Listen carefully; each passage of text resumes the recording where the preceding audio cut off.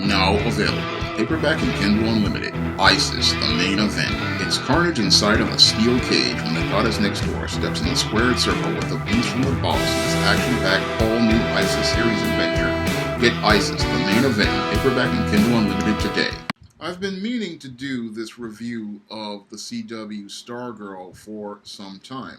However, with so many things going on in the world, like the George Floyd protests, I had to make videos regarding that social unrest before I could go out here and produce a video on the Stargirl show, which I have been watching for the last 3 to 4 weeks.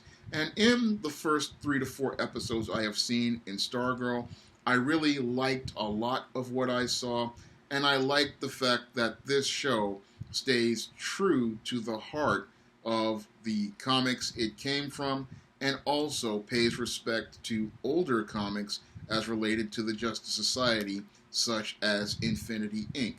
Now, this show Stargirl is a fusion of the Goeff Johns run of Justice Society and the Infinity Inc., a version of the Justice Society's descendants that came out in the mid-1980s after the Crisis of Infinite Earths.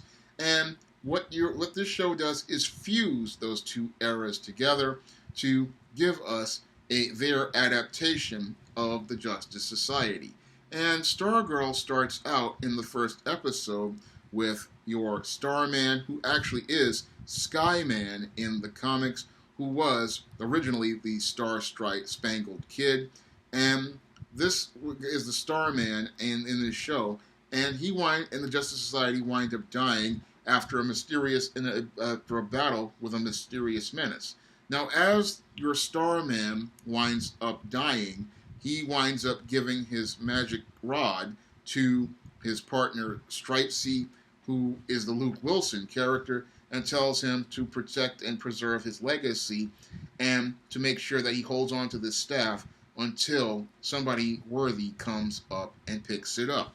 Now, usually with legacy characters, they pass on their legacies to their sidekicks, but this show, it tries to stay true to the source material by saying that the Star Rod, the Cosmic Rod, is passed on to Courtney Whitmore, but in the comics, it's meant for the Knight family, but the Knight family isn't really featured in this show because the Knight family is owned by, the Starman character that would be featured in this show. I believe he's owned by another creator out here. I can't remember his name, but he did an amazing run on Starman with Jack Knight, and that it originally is supposed to be Ted Knight passing it on to his son. And then Jack Knight, he decided to retire and decided to raise his son that he had with the Mist. And this is how Courtney Whitmore gets the staff and becomes Stargirl. So there was a lot of continuity they had to deal with as related to the comics, but they had to condense things in order to make this adaptation of the show. And after the guy who Stripesy gets the staff, he moves out to Blue Valley with his stepdaughter, Courtney, and his son, and she finds the staff and then starts her career as Stargirl. Now, this series, again, it does a great job of staying true to the comics, and it does a great job of giving us basically a comic book come to life. So I really like seeing those aspects as related to the Stargirl show, that they were really, really paying respect to these comics, paying respect to the history of these comics, Justice Society and Infinity Inc., while making a modern take on this character that is fun, fresh, and exciting. Now, over the last 3 episodes, we see Stargirl fighting these bad guys, getting ready to take on Icicle and Icicle Jr., I believe, who is the big villain for this season. And she's looking also to recruit people for the Justice Society of America. Now, most people who have read the Goeff Johns era Justice Society, they are probably scratching their heads, wondering who the new Wildcat is, or who the new Dr. Midnight is, or who the Hour Man is, but longtime comic fans like myself, we know that these are not the Justice Society versions like Pieter Cross or who is the Dr. Midnight, and we know that that's not the case because this is the Infinity Inc. versions of Wildcat. This is the Infinity Inc. versions of Hour Man, and this is the Infinity Inc. Beth Chapin is the Infinity Inc. version of Dr. Midnight. So we're getting the Infinity Inc. versions in this Justice Society, and hopefully, instead of the Golden Age Green Lantern, we're going to get Jade, and I'm hoping that Jade will be coming into this series because that would cement it as us getting Infinity Inc. not as the Justice Society, because Infinity Inc. was the underrated, underappreciated second generation of Justice Society, the forgotten legacy of Justice Society most people don't know about because it came in the 80s before Geoff Johns' celebrated run on the comic, and it's something that people would really want to see because, again, it would just show how dedicated this show is to the source material and how much love they have for the source material. And that love for the source material is clearly shown to us all in Stargirl because they always make an effort to pay homage to that era of DC Comics and pay homage to the modern era of DC Comics.